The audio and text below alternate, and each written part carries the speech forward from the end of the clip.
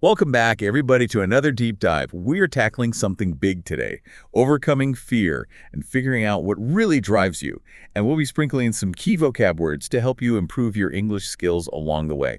So get ready to level up your mindset and your language. I think what's so fascinating about this is that it's personal growth, but with really practical advice. We'll be getting insights from an expert who has dedicated his life to helping people unlock their full potential. Okay, let's dive in. One of the first things that really jumped out at me was how this expert talked about fear. He makes a distinction between primal fears and intellectual fears. Right. It's a great way to kind of break down what feels like this big, overwhelming emotion, primal fears. Those are the instinctual ones that are hardwired into us for survival. Yeah. Coming face to face with a dangerous animal or like a life-threatening situation, our bodies instantly go into that fight or flight mode. Right, but then he talked about intellectual fears, and that's where things get interesting. Exactly. These are the fears that mainly exist in our minds, like the fear of failing or fear of judgment, fear of not being good enough. And I think the main point here is that these fears are usually based on stories we tell ourselves, not actual threats. So these intellectual fears are kind of fleeting. I think this is a great moment for our first vocab word. Fleeting, it means lasting for a very short time. So these fears might feel really big in the moment, but they're not permanent. Such a good point. And he uses this really vivid analogy to show how our minds work. He talks about, imagine having this dream where you're being chased by a lion. You wake up and your heart is pounding. You're totally convinced you are in real danger, but your body didn't even move. It's like our minds and bodies. They react to these imagined fears as if they're real, even though there's no actual threat. Totally. So we can't really overcome something that doesn't actually exist. So what if instead of battling with these fears that are fleeting, we shift our energy to what we actually want to achieve? That's easier said than done, right? I mean, it's not like we can just snap our fingers and make fear disappear. Absolutely not. It takes work. But the expert offers some practical techniques. Number one, be aware of the fear. Notice it when it comes up, what triggers it, how it feels in your body. Okay, so awareness is step one. But then what? Then it's all about practice and repetition. Here's another good vocab word. Repetition. Doing something over and over again. So the expert emphasizes practicing techniques to calm yourself down and to shift your focus when fear arises. So instead of letting fear take over, we can train ourselves to respond differently. Exactly. For example, when you feel that familiar fear creeping in, try taking 6 deep breaths. Connect with that feeling in your chest, your heart, and ask yourself, what's the best possible outcome here? Visualize yourself succeeding. Really feel those positive emotions. So it's like we're replacing those negative thoughts with more empowering ones. Precisely. And this repetition piece is key. The more we practice this technique, the more we actually rewire our brains to respond differently to fear. It becomes a habit, just like learning any new skill. So we're talking about rewiring those neural pathways, creating new connections in our brains. It's pretty amazing how our minds can adapt and change with conscious effort. It is. And this brings us to another really important idea. We are not our thoughts. We can observe them, evaluate them, and choose which ones to focus on. That reminds me of meditation. It's not about stopping thoughts completely. It's about creating space between ourselves and our thoughts. We can engage with them, or we can just let them pass by. The expert has this great analogy, he says. Imagine you're sitting on a mountainside, watching cars go by on the road below. You see the cars, but you don't have to get in them and go wherever they're going. Oh, I love that. Our thoughts are like those cars. We can just observe them without getting swept away by them. So we've talked about fear, which is a huge hurdle for a lot of people, but I know there's another sneaky obstacle that stops people from taking action. You're talking about procrastination. Exactly, that feeling of, I'll do it later, which often turns into, I'll never do it. And the expert has some interesting thoughts on why we do this. He believes it boils down to, a lot of the time, not having a strong why. Okay, wait. What does he mean by a strong why? Think of it like this. What's the % chance of you achieving a really difficult goal this year? A lot of people would say pretty low, but then he asks, what if achieving that goal meant saving the lives of all the people you love? Suddenly the percentage skyrockets. Because now there's this big reason driving you. It's not just motivation. It's like you're driven by something so much deeper. Exactly. Here's our vocab word. Driven. It means very determined to succeed. And he says that motivation, it comes and goes, it's fleeting. But when you're driven by this deep purpose, you will find a way to overcome any obstacle. How do we find that powerful why? I think it's easy to say find your purpose, but it's so much harder to actually do. He recommends this powerful exercise. It's called the 7 levels of why. And it's simple, but incredibly effective. You start with a goal, and you just keep asking yourself, why? Why do I want to achieve this? And then for each answer, you ask why again. Just keep going deeper and deeper until you hit the core of what's motivating you. So it's like we're peeling back the layers of an onion to really get to the heart of the matter. Right. He shared a story about a client who wanted to make $100,000 that year. He had never made that much before, and he was determined. But when he asked why, they uncovered something much deeper. Let me guess. It wasn't about the money. You got it. His real why was to regain custody of his kids who were living in a bad neighborhood with his ex-wife. Wow. So his financial goal was driven by this desire to protect his kids. That really changes things. It does. Once he tapped into that deeper purpose, his motivation was through the roof. He didn't need any reminders to take action. He was being fueled by something far more powerful than just wanting money. That's so inspiring. It shows how powerful a strong why can be. It can unlock so much potential. It's true. And this is where things get really interesting. So, this expert's own journey wasn't always about this kind of personal growth stuff. Really? He had a totally different career before all this. Yeah, so he was in the corporate world making good money in sales and consulting. He had a pretty comfortable life, but he was starting to feel like something was missing. Like he describes it as slowly withering away, like a plant that isn't getting enough sunlight. It sounds like he had all the outward signs of success, but was lacking that internal fulfillment. Like he was going through the motions, but didn't feel truly alive. Exactly. And he realized that if he kept going down that path, it would just lead to anxiety. So he started exploring these other options, like podcasting and coaching. And he asked himself, if I fast forward 5 years, which version of myself would I rather be? Ooh, that's such a powerful question. Yeah.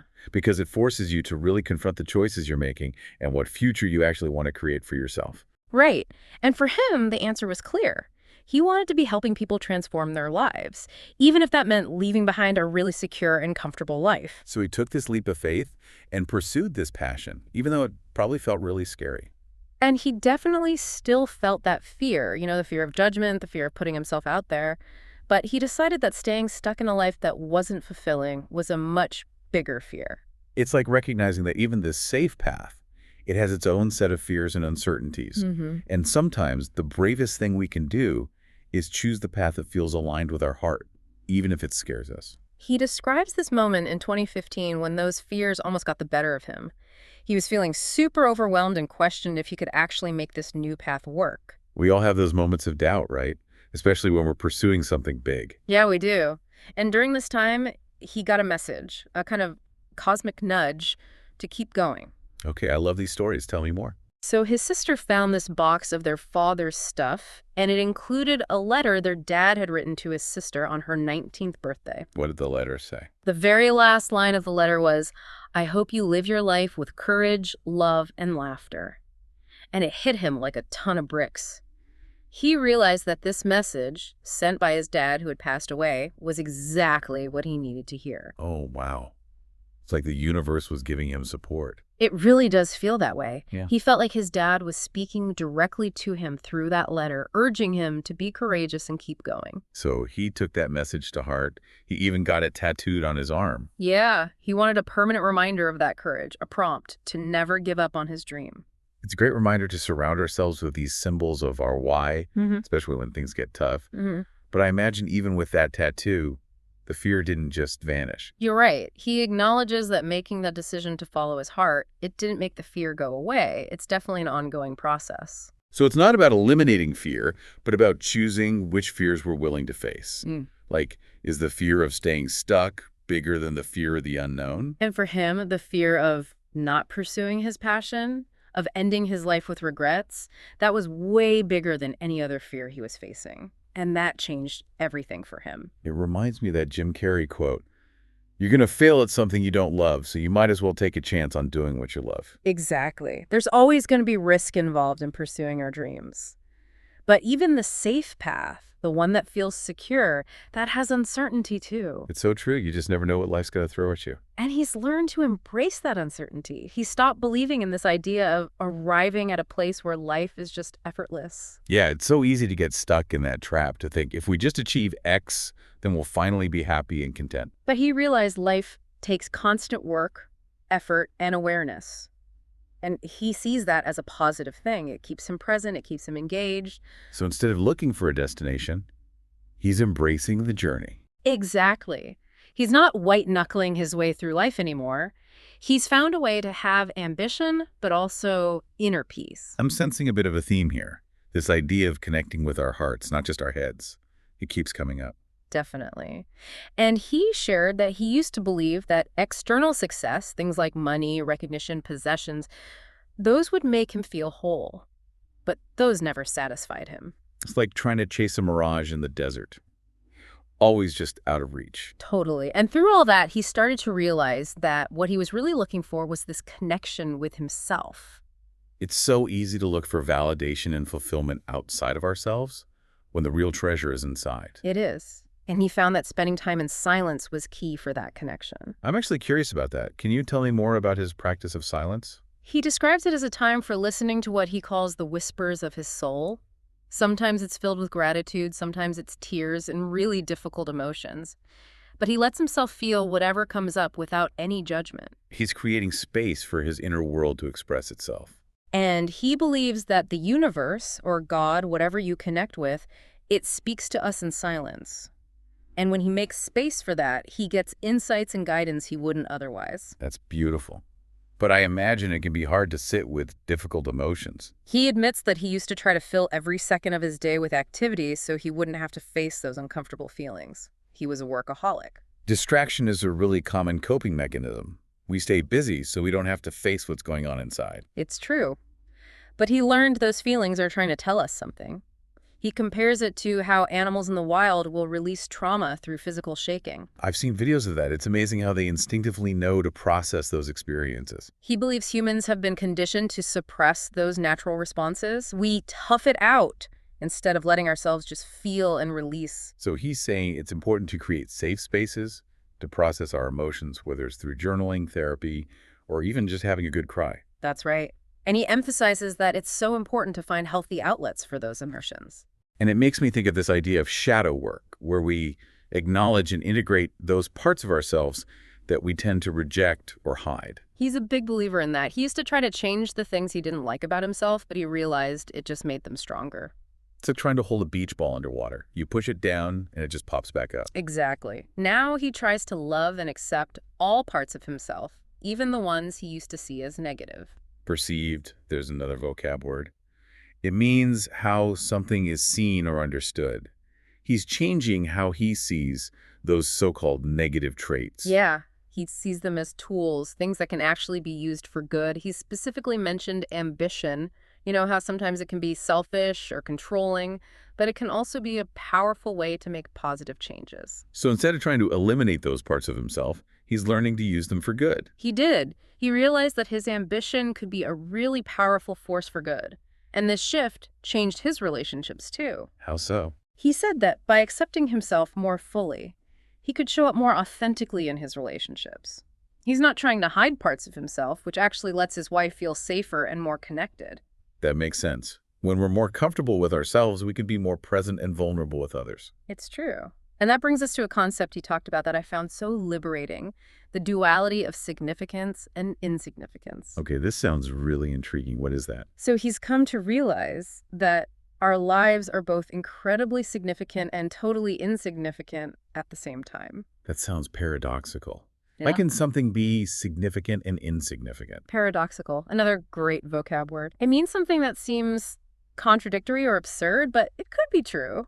So how can our lives be both? It's all about perspective. Okay, I'm following you. Yeah. So how does this paradox apply to our lives? Well, on a personal level, our lives are incredibly meaningful, right? Our experiences, our relationships, our choices, all of that shapes us. But when we zoom out and look at the whole universe, our individual lives, we're just a tiny speck. So it's about holding both of those ideas at the same time. Our lives really matter, but we're also just a small part of this much bigger story. Exactly. And he finds that really freeing. It lets him take his work seriously, but not take himself too seriously. It's about finding that balance between passion and detachment. I like that. And he actually believes this helps us be more creative. When we take the pressure off that everything we do needs to be earth-shattering, it gives us more space to be playful and experiment. It's like we're less afraid to take risks and try new things because we're not so attached to the outcome. We're more free to just create. I think that's right. He believes that creativity comes from a place of curiosity and joy, not pressure and self-judgment. This reminds me of beginner's mind, that sense of wonder and possibility that we often lose as we get older. Oh, I like that. He's a big believer in cultivating beginner's mind. He thinks it's essential for learning and growing throughout our lives. So we've covered a lot. Fear, procrastination, finding our why, the importance of silence, and even the duality of our existence. It's a lot to take in. It is a lot. Yeah. And one thing that keeps coming back to me is this idea of presence. It seems like this expert sees presence as the answer to so many of our problems. He really does. He thinks presence is essential for a good life, but it's not always easy to do, especially in a world that's constantly asking for our attention. You're right. It's a battle against all those distractions. Our phones, social media, even our to-do lists. It's hard to not feel overwhelmed sometimes. And he gets that. He doesn't pretend it's easy, but he's found the benefits are worth it. So what are some ways we can be more present in our lives? How do we push back against all those distractions and reclaim our attention?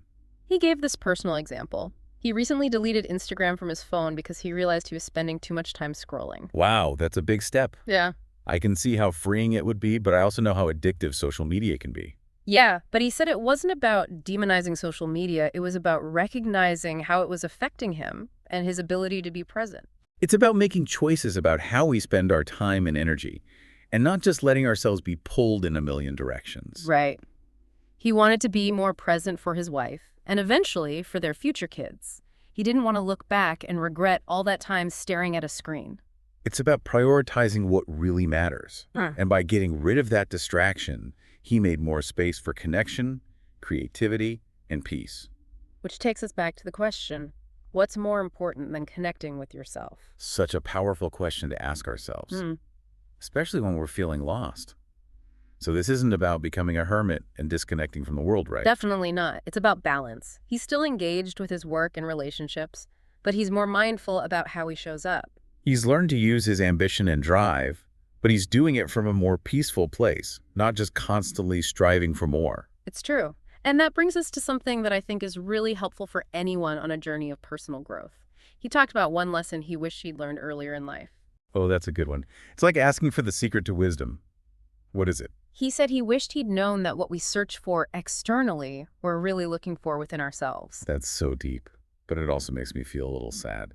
He spent years chasing after external validation, only to realize the real treasure was inside him all along. And realizing that changed everything for him. He's not seeking approval or trying to prove himself to others anymore. He's found that sense of worth and belonging inside himself. Exactly. And it's freed him to pursue his passions and create from a place of authenticity. And I think it highlights a really key message that runs throughout our whole deep dive. The journey of personal growth is an inward journey. It's about getting to know ourselves better, accepting everything we are, and learning to live with peace and presence. It's like we already have everything we need for a good life. We just need to uncover it. So well said. But he did mention another lesson that he had to learn the hard way, one that I think a lot of us can relate to. Oh, what was it? He said he learned, and it was hard, that you can't do it all alone. I think that's true for a lot of driven and independent people. We like to be in control. Asking for help can feel like a weakness. He said he developed that belief when he was young, probably because of some things that happened in his childhood. He felt like he couldn't rely on others, so he had to do everything himself. That makes sense. It's like a survival mechanism that helps us in some situations, but can also stop us from having close relationships. And he said it took him a long time to understand the saying, no man is an island. He was so used to doing everything by himself that he didn't realize how much support was out there. And it was only through going through some tough stuff that he finally learned to ask for help. What kind of things made him realize that? He doesn't go into detail, but says that he went to therapy. He realized that he had been emotionally neglected as a kid, and that had shaped his ideas about relying on himself. It's amazing how much those early experiences can affect us. It's true. He realized asking for help wasn't weak, it was actually strong. Yeah, it takes courage to admit we need support, to let go of that need to control everything. And now he sees it as self-care. He doesn't have to carry all the burdens by himself. So he's learned to delegate tasks at work, to rely on his team, and to be more open with his wife about what he's going through. Exactly. He's embracing collaborating with others and being part of a community. He's realizing that we're all connected and can achieve more together than alone. And this idea of community comes up a lot. I think we're hardwired for connection. Finding our tribe, our people, is essential. And he really encourages us to actively create those connections, whether it's joining groups, volunteering, or reaching out to people we feel a connection with. It's about nurturing those relationships and creating a support system that lets us thrive. But before we move on, I want to try something fun. Oh, what are you thinking? Remember that rapid-fire question round he does on his podcast? He calls it the Final Five. Yeah, You have to answer each question in one word or sentence. You want to try it? I'm in. Let's do it. Okay, first question. What's the best advice you've ever received? Ooh, that's a tough one. I think I'd have to say focus on what you can control. Oh, that's a good one. It reminds us we can't always control what happens, but we can control how we respond. Yeah, and it ties in nicely with this idea of taking responsibility for our lives that we talked about earlier. Okay, next question. What's the worst advice you've ever been given? The worst advice. Probably don't rock the boat. Ugh, I hate that advice. It's like, settle for mediocrity. It really is. It's a recipe for a life full of regret. Okay, next one. What's the thought you've been thinking most lately? Lately, it's been, I'm on the right track. Even when things are hard, it keeps me grounded. I love that. It's so important to trust our gut and believe in ourselves, even when we have doubts. Okay, your turn. What habit has changed your life the most? Definitely my morning routine. Taking time for myself to meditate, journal, and set my intentions before the day starts has been a game changer. I can see how that would be so helpful. It really sets the tone for the whole day, and it's a great reminder that those small things we do consistently can make a big difference. Okay, last question. Yeah. If you could make one law that everyone had to follow, what would it be? Oh, wow, that's a big one. Okay, if I could make one law, it would be kind to yourself and others. That's beautiful. It seems so simple, but it could really change the world. I think so too. It includes compassion, empathy, and understanding. If we all had that mindset, imagine what we could do. All right, I think we aced the final five. That was fun. It was. But we're not quite done yet. Before we wrap up this first part of our deep dive, I want to talk about one more thing that really struck me. He was making this distinction between knowing ourselves and learning ourselves. And he was saying there's a difference. Now I'm intrigued. What's the difference between knowing and learning ourselves? Well, he explained that knowing is often based on our past experiences, our memories. It's who we think we are based on what we've done before, how we've acted. So it's like this fixed idea of ourselves that comes from our past. But our past doesn't necessarily define who we are now, right? You got it. And he was saying that learning ourselves happens right now in the present. It's about being curious and open to finding out new things about who we are as we change and grow. That really resonates with me. It's like we're meeting ourselves for the first time with a sense of curiosity. That's a great way to put it. And it means recognizing that we're not static. We're always changing. There's always something new to discover about ourselves. I love that. It's like we're peeling back the layers of an onion, but the onion is still growing new layers. I like that analogy. And it makes me think about the expert's own journey. Going from achieving things externally to prioritizing internal fulfillment, that's a perfect example of learning yourself. You're right. He had all the outward signs of success, but something was missing. It was only when he started focusing on his inner world that he found what he was truly looking for. He was living a life based on what he thought he should be doing instead of what his soul truly wanted. It's so easy to fall into that trap. It really is. We're always getting these messages about what we should be, what we should have, how we should look. It's no wonder so many of us feel lost. He realized he was looking for validation and fulfillment in the wrong places.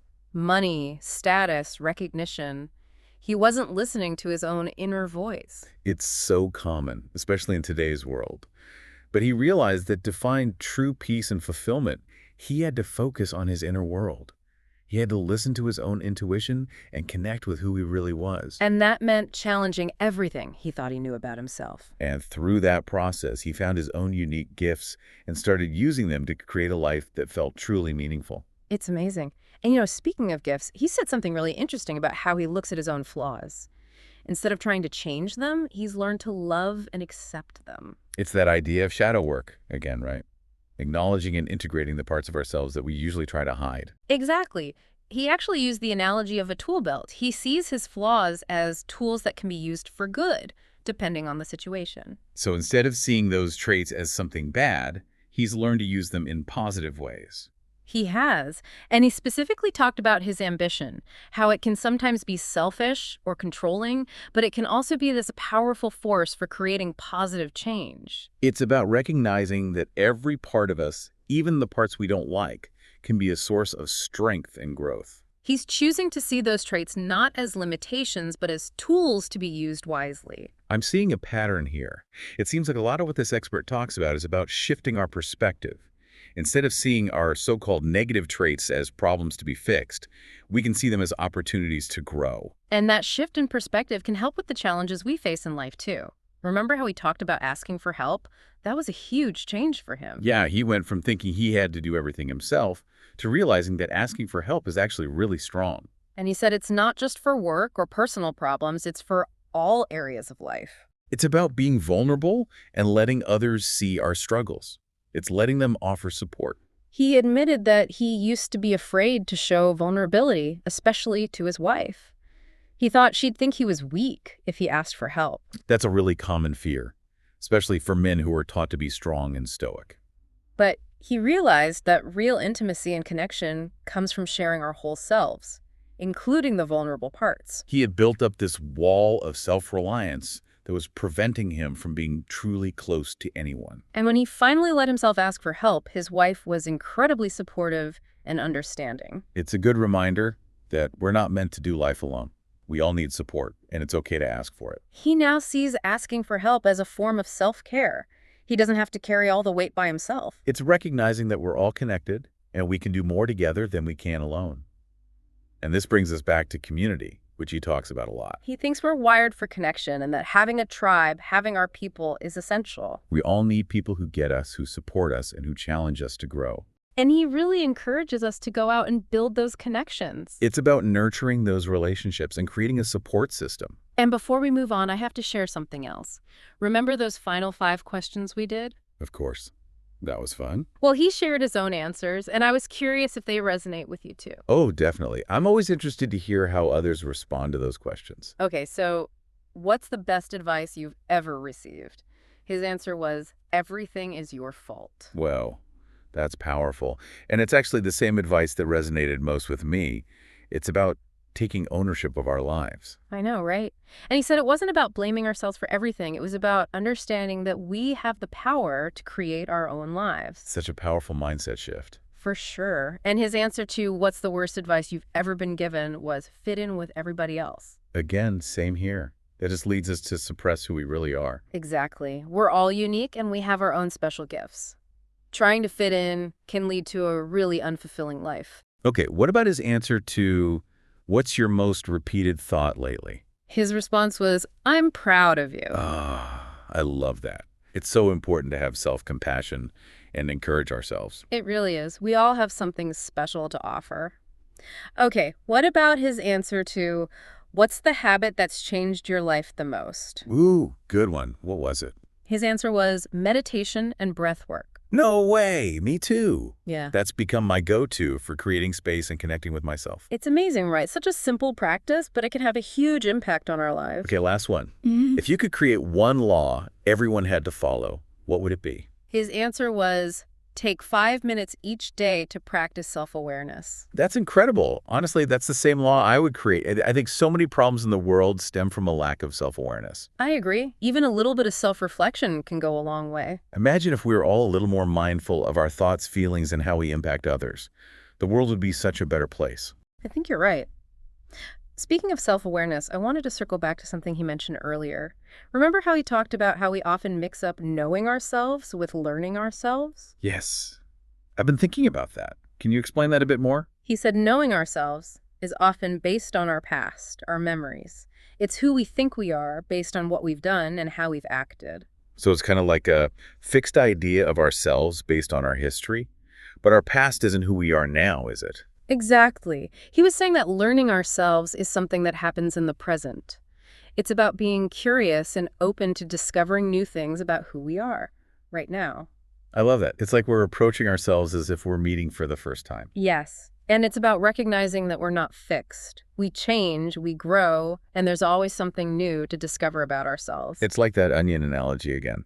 But the onion keeps growing new layers as we peel them back. He really encourages us to pay attention to our thoughts and feelings and behaviors without judgment, just being present with ourselves. So it's this practice of always discovering new things about ourselves and asking, is this working for me? Is this who I want to be? And that reminds me of the expert's own story. Moving from focusing on external success to prioritizing internal fulfillment, that's all about learning yourself. It is. He had everything you could want on the outside, but was still missing something. He had to start figuring out who he really was. He was living a life based on what he thought he should be doing instead of what he actually wanted. Yeah, and it's so easy to fall into that trap. He realized he was looking for validation in all the wrong places. Money, status, recognition. He wasn't listening to his own inner voice. It's a struggle, especially in our world today. He had to shift his focus from the outside to the inside. And by doing that, he found his true gifts and passions. Speaking of those gifts and talents, remember how he talked about his flaws? He's learned to love and accept them instead of trying to get rid of them. Right, like that tool belt analogy. He sees those so-called flaws as tools that can be used for good. He said they aren't bad, it's just about how we use them. He mentioned his ambition specifically, right? How it can sometimes be a negative thing, but also a powerful force for good. It's about recognizing that every part of us, even the parts we don't like, can help us grow. And that brings us back to that important lesson about asking for help. He went from believing he had to do everything himself to realizing it's actually a strength to ask for help. It is. It's about knowing when we need support and being okay with reaching out for it. He said it's important for all parts of life, not just work. It's about being vulnerable and letting others in. He used to be afraid to show that vulnerability, especially with his wife. But he learned that true intimacy comes from being able to share everything about ourselves. So he went from building walls to creating bridges. And that's how he created a deeper, more authentic relationship with his wife. It's true, we're not meant to do this alone. It's okay to ask for help. He sees it as self-care now. And that ties into this idea of community that he talks about so much. Yeah, he really believes that connection is essential. Finding our people, our tribe. We need people who get us and support us. And he encourages us to actively build those connections. Don't wait for them to just happen. This all connects back to that idea of learning ourselves, doesn't it? Yeah. We learn about ourselves through our relationships. We do, and we grow and get support from those connections. It's about being open to new experiences and connections as we grow and change. Challenging those old ideas of who we are and being open to becoming someone new. So what does all of this mean for our listeners? What are some key things they can take away from this? I think this expert's journey gives a really great roadmap for anyone who wants to grow and find fulfillment. Absolutely.